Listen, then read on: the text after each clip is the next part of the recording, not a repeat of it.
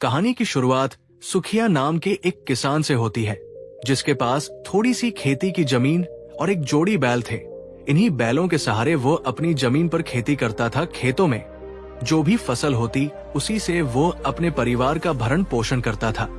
उसके दिन जैसे तैसे गुजर रहे थे कि अचानक दुर्भाग्य ने उस पर हमला कर दिया। सुखिया के दोनों बैल अचानक बीमार पड़ गए। किसान और उसकी बेटी ने बैलों की खूब सेवा की, लेकिन तीसरे ही दिन दोनों बैलों की मृत्यु हो गई। सुखिया की आंखों के सामने अंधेरा सा छा गया। वो गांव के कुछ बड़े किसानों के पास सहायता मांगने गया, जिनके पास 3-3 जोड़ी बैल थे, किंतु किसी ने भी सुखिया की मदद नहीं की। उल्टा उन्होंने उसे खरी खोटी सुनाई और ये कहकर चौपाल से निकाल दिया कि जाओ अपनी बराबरी वालों से सहायता मांगो। जबकि बराबरी वालों की हालत उससे बेहतर कहां थी भला। वो उसकी क्या मदद करते। चिंता के मारे सुखिया ने खाना पीना छोड़ दिया। उसकी बेटी से अपने पिता की ये हालत देखी नहीं गई और वह उनसे कहने लगी, पिताजी आप चाहे तो एक नई जोड़ी बैल खरीद सकते हैं। अपनी बेटी की ऐसी बिना सिर पैर की बातें सुनकर सुखिया झल्ला गया और उसे डांटते हुए बोला, बिटिया तुम कैसी बातें करती हो, यहाँ खाने को रोटी नहीं है तो भला बैलों की नई जोड़ी मैं कैसे खरीद सकता हूँ। पिता की नाराजगी का बुरा न मानते हुए बेटी कहने लगी, पिताजी मेरी मानिए तो आप हमारे महाराज सूर्य प्रताप के पास जाइए, वो आपकी सहायता अवश्य करेंगे। क्योंकि मैंने उनके बारे में सुना है कि वो अपने दरबार में आने वाले किसी भी फरियादी को खाली हाथ नहीं लौटाते। आपको भी अवश्य ही महाराज से सहायता मांगनी चाहिए। अपनी बेटी की बात सुनकर किसान के चेहरे पर चमक आ गई और वो कहने लगा, बिटिया तुम ठीक कहती हो, इस बारे में तो मैंने कभी सोचा ही नहीं। मैंने भी लोगों से सुना है कि हमारे महाराज बहुत ही दयालु हैं और दीन दुखियों की सहायता करते हैं। मैं अवश्य ही कल राज दरबार में जाकर महाराज से सहायता मांगूंगा। अगले दिन सुबह जल्दी उठकर सुखिया तैयार हुआ और वो राज दरबार के लिए निकल गया। जब राज दरबार में महाराज के सामने वो पेश हुआ तो महाराज ने कहा, कहो तुम्हारी क्या समस्या है। इस पर सुखिया कहने लगा, महाराज मैं दीनापुर गांव का रहने वाला किसान सुखिया हूँ। मेरे पास बैलों की एक जोड़ी थी जो बीमारी के कारण मर गई। मेरे पास नए बैल खरीदने के लिए धन नहीं है, इसीलिए मैं आपके पास सहायता मांगने के लिए आया हूँ। महाराज ने कहा, सुखिया मुझे तुम्हारी सहायता करने में खुशी होगी, लेकिन मैं तुम्हारी सहायता करने से पहले तुम्हारी बुद्धिमानी की परीक्षा करना चाहता हूँ। एक जोड़ी बैल तो मैं तुम्हें दे ही दूंगा, लेकिन अगर तुमने मेरे द्वारा पूछे गए प्रश्न का सही उत्तर दिया तो तुम्हें 10,000 स्वर्ण मुद्राएं इनाम में दी जाएंगी। और इतनी स्वर्ण मुद्राओं से तुम एक जोड़ी बैल तो क्या कई जोड़ी बैल खरीद सकते हो, साथ ही साथ एक अच्छा जीवन भी बिता सकते हो। कहो या तुम मेरे प्रश्न का उत्तर देना चाहोगे। महाराज का यह प्रस्ताव सुनकर सुखिया कुछ सोच में पड़ गया और फिर कहने लगा, महाराज मैं तो एक सीधा साधा किसान हूँ जो केवल खेती बाड़ी के बारे में ही जानता हूँ, परंतु मेरी बेटी बहुत ही समझदार और बुद्धिमान है। उसी के कहने पर मैं आपके पास सहायता मांगने के लिए आया हूँ। आप जो भी प्रश्न मुझसे पूछना चाह पूछ सकते हैं, लेकिन मैं उस प्रश्न का उत्तर अपनी बेटी से पूछकर आपको दूंगा। महाराज ने कहा, तो ठीक है सुखिया, हम तुम्हें अपना प्रश्न बताएंगे। तुम अपनी बेटी से उसका उत्तर पूछकर हमें बताना। अगर वो उत्तर सही हुआ तो तुम्हें 10,000 स्वर्ण मुद्राएं पुरस्कार के रूप में दी जाएंगी, वरना बैलों की जोड़ी तो तुम्हें अवश्य ही दी जाएगी। इसके बाद महाराज ने प्रश्न पूछते हुए कहा, एक लड़की की शादी का रिश्ता 3 जगहों से आया। एक जगह से शादी का रिश्ता उसकी मां ने स्वीकार कर लिया, दूसरी जगह से उसके पिता ने, और तीसरी जगह से उसकी शादी का रिश्ता उसके भाई ने स्वीकार कर लिया। शादी का दिन भी निश्चित हो गया। शादी वाले दिन तीनों जगहों से बारात आकर लड़की वालों के दरवाजे पर खड़ी हो गई। दुर्भाग्यवश उसी रात को लड़की को सांप ने काट खाया, जिससे उसकी मृत्यु हो गई। जो 3 लड़के उस लड़की से विवाह करने आए थे, उनमें से एक लड़का तो लड़की की चिता के साथ ही जलकर मर गया। दूसरा लड़का दुखी होकर खाना पीना छोड़ बैठा। तीसरे लड़के ने देवी की आराधना करके ऐसा मंत्र प्राप्त कर लिया जिससे उसने लड़की की चिता से अस्थियां इकट्ठी कर उसे फिर से जीवित कर दिया। अब तुम्हें बताना है कि वो लड़की किसे मिलनी चाहिए। प्रश्न सुनकर सुखिया कुछ सोच में पड़ गया और कहने लगा, ठीक है महाराज, मैं इस प्रश्न का उत्तर आपको अपनी बेटी से पूछकर कल बताऊंगा। इसके बाद सुखिया वापस अपने घर लौट गया। उसने यही प्रश्न अपनी बेटी के सामने दोहराया। तब बेटी कुछ देर तक सोचती रही और फिर कहने लगी, इसका जवाब तो बहुत ही आसान है पिताजी, क्योंकि तीनों लड़कों में से एक लड़का तो जलकर भस्म हो चुका है। अब बाकी बचे 2 लड़के, उनमें से जिस लड़के ने लड़की की अस्थियां इकट्ठी करके उसे फिर से जीवित किया था, वो तो उसका पिता हुआ, क्योंकि जीवन दान देने वाला पिता के समान होता है। बचा वो तीसरा लड़का, जिसने उस लड़की के दुख में अन्न जल का त्याग कर दिया था। वही दूल्हा बनना चाहिए, वही उसका पति होगा। उसी को लड़की मिलनी चाहिए। सुखिया उसी समय राजा के दरबार में जा पहुंचा। उसने यही उत्तर महाराज के सामने दोहरा दिया। महाराज ये उत्तर सुनकर अचंभित रह गए और सुखिया तथा उसकी बेटी की खूब प्रशंसा करने लगे। महाराज ने तुरंत अपने खजांची को बुलवाकर 10,000 स्वर्ण मुद्राओं से भरी हुई थैली सुखिया को पुरस्कार के रूप में दे दी। पुरस्कार लेकर सुखिया जैसे ही अपने घर की तरफ लौटने लगा, तब कुछ सोचते हुए महाराज ने सुखिया को आवाज लगाकर वापस बुला लिया और कहने लगे, सुखिया, मैं तुम्हारी बेटी की बुद्धिमानी से बहुत ही प्रभावित हुआ हूं। मैं चाहता हूं कि वो हमारे राजमहल की बहू बने। मैं अपने बेटे का विवाह तुम्हारी बेटी से करना चाहता हूं। बताओ, क्या तुम्हें ये रिश्ता मंजूर है? महाराज का ये प्रस्ताव सुनकर गरीब किसान सुखिया को अपने कानों पर विश्वास नहीं हुआ। उसकी आंखों में आंसू आ गए और वो कहने लगा, महाराज, मेरी ऐसी हैसियत कहाँ कि मेरी बेटी आपके महल की बहू बन सके। कहाँ आप राजा भोज और कहाँ मैं गंगू तेली। तब महाराज बोले, सुखिया माना कि मैं एक राजा हूँ और मेरे पास धन दौलत की कोई कमी नहीं है, लेकिन संतान के मामले में तुम मुझसे भी ज्यादा धनी हो। महाराज की ये बात सुनकर सुखिया हैरान रह गया और बोला, ये आप क्या कह रहे हैं महाराज? तब राजा ने अपने मन की बात सुखिया को बताते हुए कहा, सुखिया, हमारा बेटा बहुत ही मनछला है। उसका मन ना तो राजपाट में लगता है, ना ही किसी और काम में। इसीलिए मैं चाहता हूँ कि तुम्हारी बेटी जैसी बुद्धिमान लड़की उसके जीवन की साथी बने, ताकि वो सुधर जाए। अब सुखिया, तुम किसी भी बात की चिंता मत करो। घर जाकर बेटी के ब्याह की तैयारी करो। ब्याह का सारा खर्चा हमारी तरफ से किया जाएगा। सुखिया तो जैसे फूले नहीं समाया, उसने तो कभी सपने में भी नहीं सोचा था कि उसकी बेटी राजमहल की बहू बनेगी। वो खुशी खुशी बेटी के ब्याह की तैयारी करने लगा।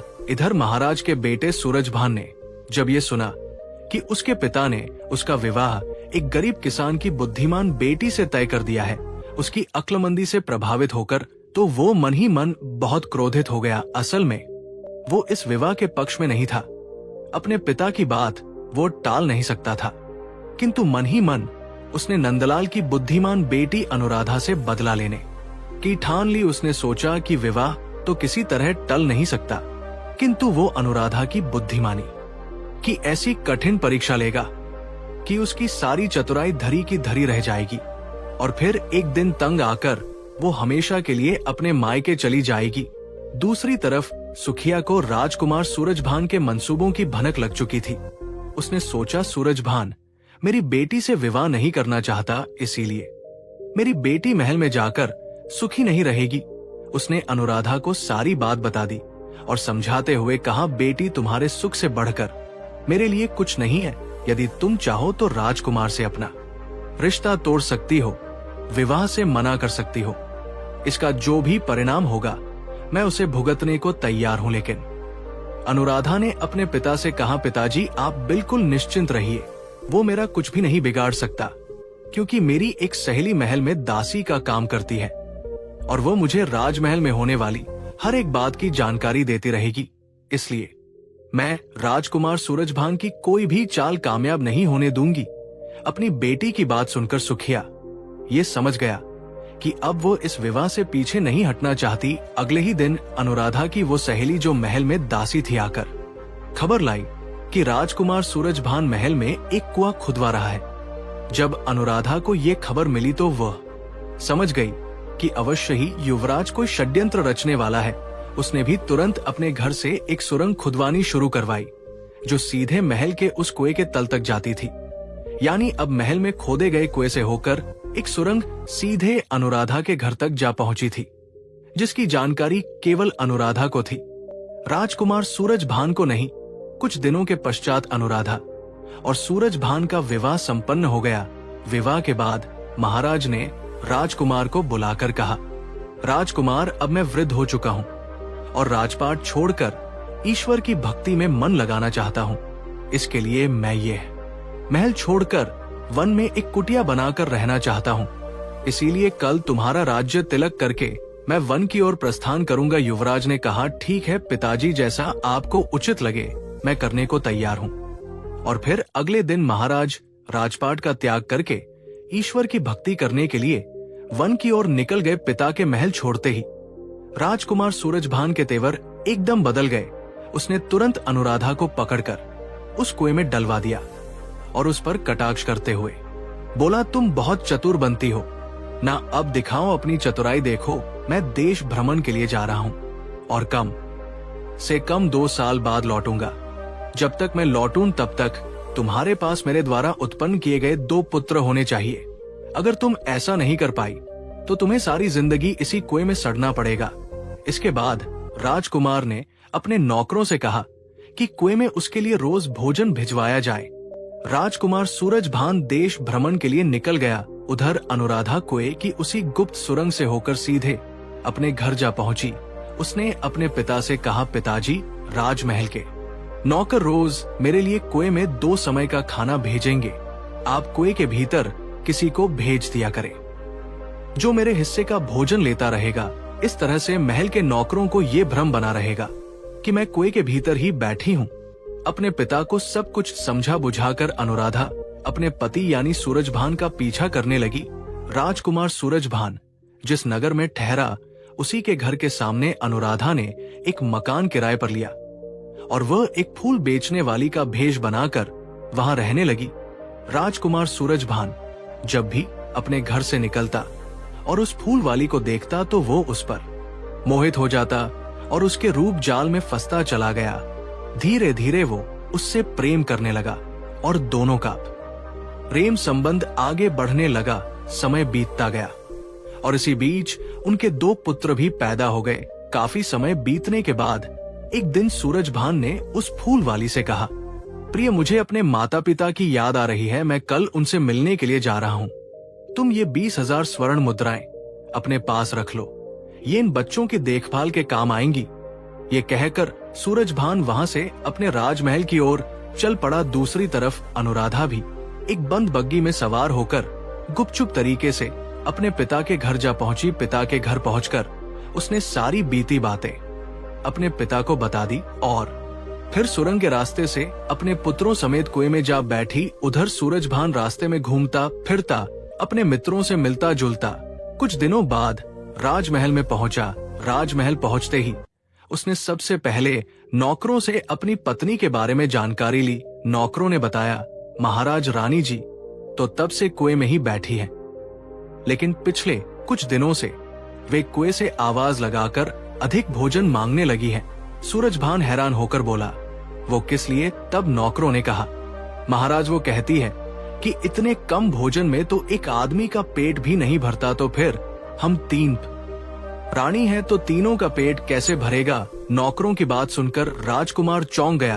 उसे इस बात पर विश्वास नहीं हुआ और वो कहने लगा, कुएं में तो सिर्फ अनुराधा को ही छोड़ कर गया था, तो फिर ये बाकी के दोनों प्राणी कौन है और कहां से आ गए? उसके मन में तुरंत ये विचार आया कि कहीं कुएं में कोई गैर मर्द तो नहीं है। अगर ऐसा है तो वो इस कुलक्षणी को जीवित नहीं छोड़ेगा।